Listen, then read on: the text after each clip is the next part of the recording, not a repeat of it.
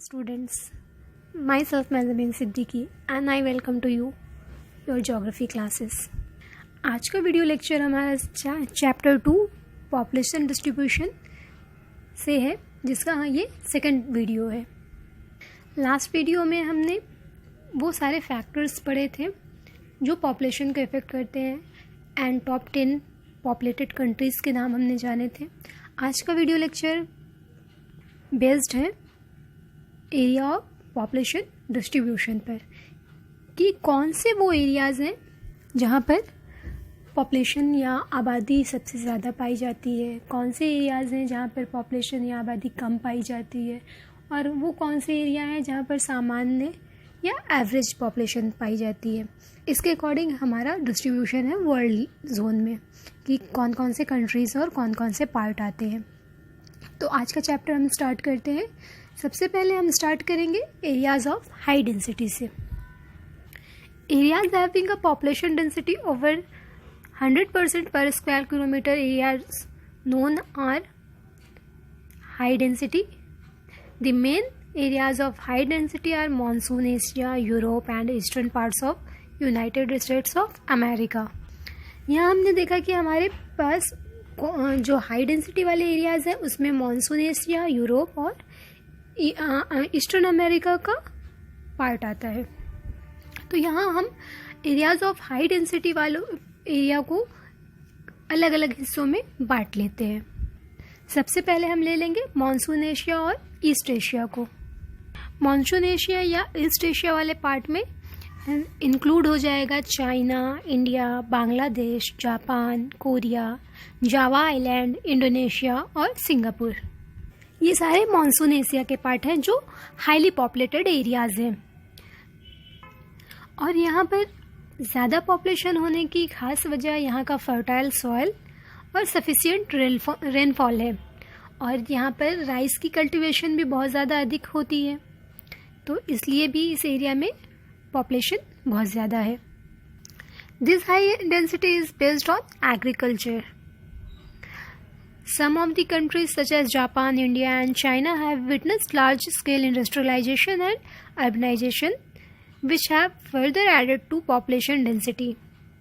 Here, highest density is recorded in Singapore, where nearly 5,000 person live per square kilometer. जो सबसे ज़्यादा आबादी वाला क्षेत्र यहाँ पर है वह सिंगापुर को माना गया है, जहाँ पर स्क्वायर किलोमीटर पे 5,000 पीपल पर स्क्वायर किलोमीटर लिव है। तो ये हमारे हाई डेंसिटी वाले एरिया में एशिया का पार्ट हुआ। सेकेंड पार्ट इसका है Europe. A major part of population is Europe is based on mining, industries, trade and commerce and lives in urban areas. जो यूरोप की पॉपुलेशन है मेनली वहाँ के लोगों का काम है माइनिंग करना, इंडस्ट्रीज, ट्रेड एंड कॉमर्स यानी कि व्यापार और वाणिज्य यहाँ का मेन वर्क है। और यहाँ की ज़्यादातर जो आबादी है वो शहरी एरिया में रहती है, यानी कि अर्बन एरिया में रहने वाले लोग हैं। In Europe the main area of high population density extends from English channel in the west to Dnieper river in the east.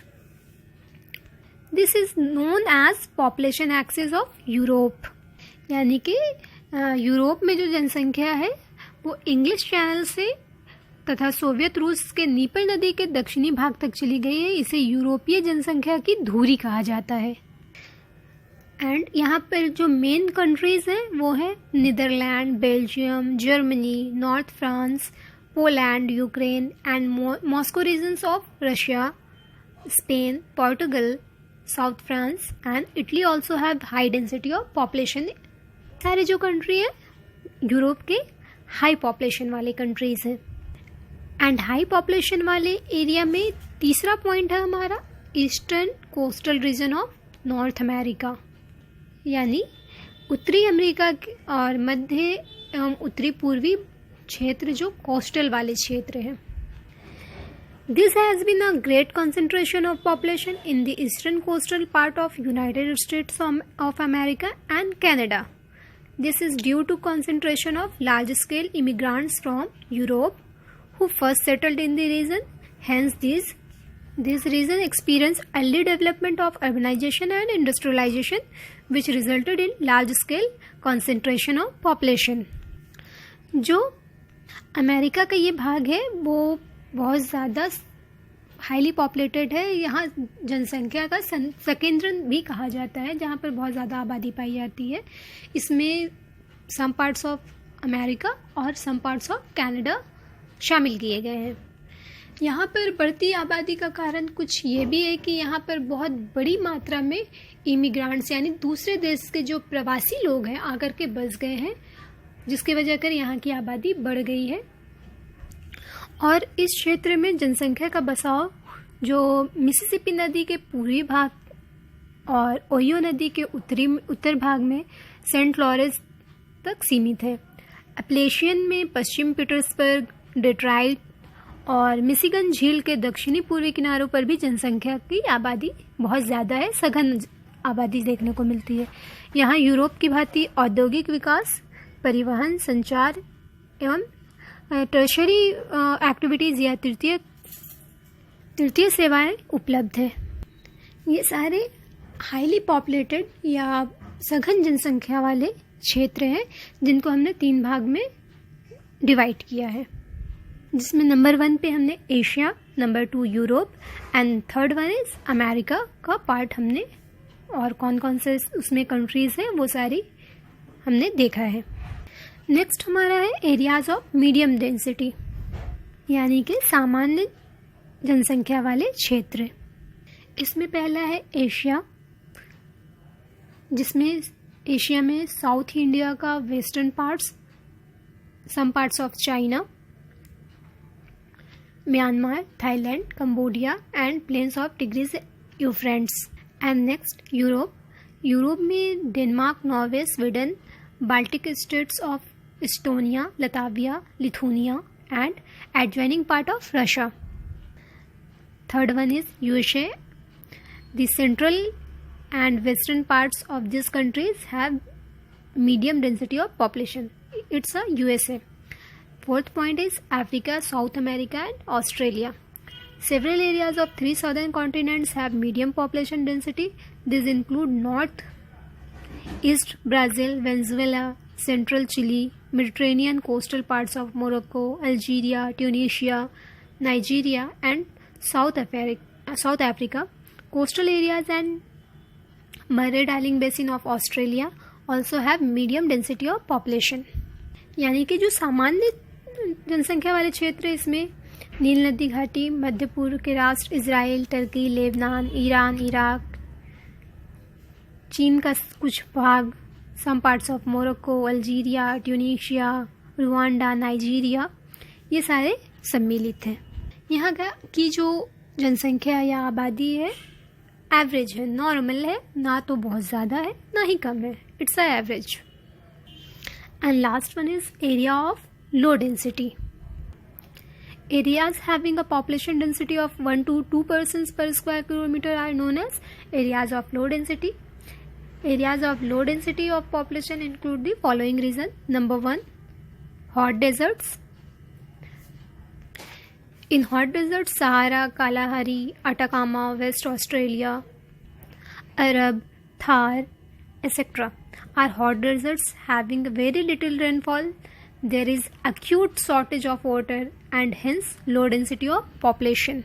यानी कि पहला जो है हमारा हॉट डेजर्ट, अत्यधिक गर्म वाला मतलब जो रेगिस्तानी क्षेत्र है हमारा, ऐसा एरिया जहाँ पर पानी की कमी होती है, वहाँ पर जो आबादी होती है ना के बराबर होती है, एकदम नील होती है या कहीं 1-2% दिख गए तो इस टाइप की आबादी वाला, जैसे हमारा सहारा मरुस्थल है, कालाहारी मरुस्थल है, थार का रेगिस्तान हो गया.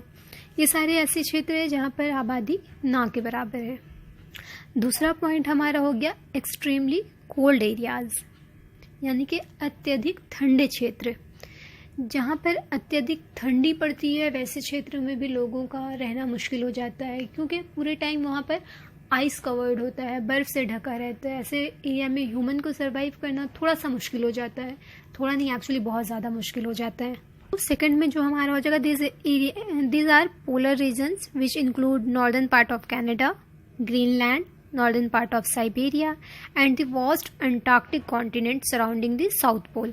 यानी कि इस रीजन में हमारा ग्रीनलैंड, कनाडा का कुछ पार्ट्स जो ऊपरी है, ऊपर का पार्ट है, नॉर्दर्न पार्ट ऑफ साइबेरिया और पूरा का पूरा अंटार्कटिक एरिया जो है हमारा, वो साउथ पोल में जो पूरा एरिया कवर किया हुआ है अंटार्कटिका का, वो सारा आ जाएगा एक्सट्रीमली कोल्ड एरियाज़ में, जहाँ पर पूरे टाइम सालों भर बर्फ ढकी रहती है और ह्यूमन बीइंग का रहना वहाँ मुश्किल है, जिसकी वजह कर वहाँ पर आबादी लो डेंसिटी वाली है।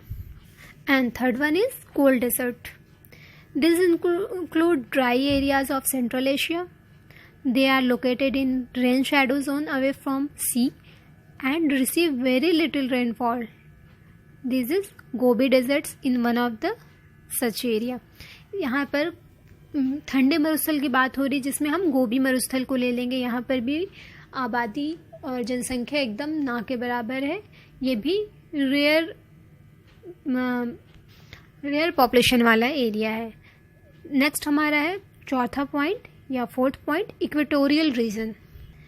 These include Amazon basin of South America and Zaire basin of Africa are the main areas of equatorial region. These areas experience both high heat and high humidity, which is harmful to human health. Diseases like malaria, jaundice, dysentery, etc. are very common here. This is also leads to very dense growth of forest, which leaves very little scope for human settlement। यानी कि जो Amazon basin और ज़ायरे basin है Africa का, ये जो है बहुत अत्यधिक गर्म वाले क्षेत्र है। ऐसे एरिया में भी मानव का रहना या सरवाइव करना बहुत मुश्किल हो जाता है। ये एरिया जो है, यहाँ पर हाई हीट के साथ साथ ह्यूमिडिटी लेवल भी एक्सट्रीमली होती है, बहुत ज़्यादा एक्सट्रीम ह्यूमिडिटी होती है, जिसमें ह्यूमन को सरवाइव करना पॉसिबल नहीं है। ऐसे एरिया में हेल्थ डिसीजेज माने कि बीमारियां जो होती है, जिसमें मलेरिया, जॉन्डिस, ये सारी चीज़ें होती है जो बहुत कॉमन बीमारियां हैं। ऐसे में ह्यूमन का सर्वाइव करना थोड़ा सा मुश्किल हो जाता है। लेकिन इसका जस्ट अपोजिट यहाँ पर ह्यूमन तो नहीं, लेकिन जो जंगल है, फॉरेस्ट है, वो बहुत घने जंगल पाए जाते हैं, जिसमें लेकिन घने जंगल हैं तो भी ह्यूमन के लिए सर्वाइव करना मुश्किल हो जाता है, क्योंकि बहुत सारे कीटाणु, बहुत सारे स्पीसीज़, बहुत सारे जानवर, तरह तरह की चीज़ें वहाँ पर भरी है, जहाँ पर ऐसे जगहों पे ह्यूमन के लिए सर्वाइव करना मुश्किल हो जाता है। तो ये 4 पॉइंट हैं जो हमारे हैं एरियाज़ ऑफ लो डेंसिटी वाले। तो ओवरऑल आज का जो हमारा टॉपिक था, हमने डिस्ट्रीब्यूशन ऑफ पॉपुलेशन पढ़ा, जिसमें हमने area of high density, area of medium density और एरिया ऑफ लो डेंसिटी पढ़ा। First area of high density को हमने एशिया, यूरोप, अमेरिका, ऑस्ट्रेलिया वगैरह में बांट करके पढ़ा कि कहाँ कहाँ कौन कौन से कंट्री हैं इन कॉन्टिनेंट के जहाँ पर आबादी ज़्यादा है। नेक्स्ट हमने पढ़ा एरिया ऑफ मीडियम डेंसिटी, उसमें भी हमने एशिया, यूरोप, अमेरिका, ऑस्ट्रेलिया को पढ़ा और उसके मीडियम आबादी वाले क्षेत्रों के बारे में जाना कि कौन कौन से कंट्रीज़ हैं जहाँ पर मीडियम आबादी है। एंड लास्ट वन जो था हमारा लो डेंसिटी ऑफ एरिया, तो इसमें हमने पढ़ा कि वो कौन कौन सा क्षेत्र है जहाँ पर लोगों का सर्वाइव करना मुश्किल है और जहाँ पर आबादी बिल्कुल ना के बराबर है।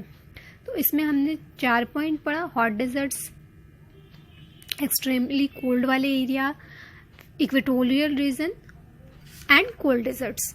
ये 4 पॉइंट हमारा एरियाज ऑफ लो डेंसिटी में था।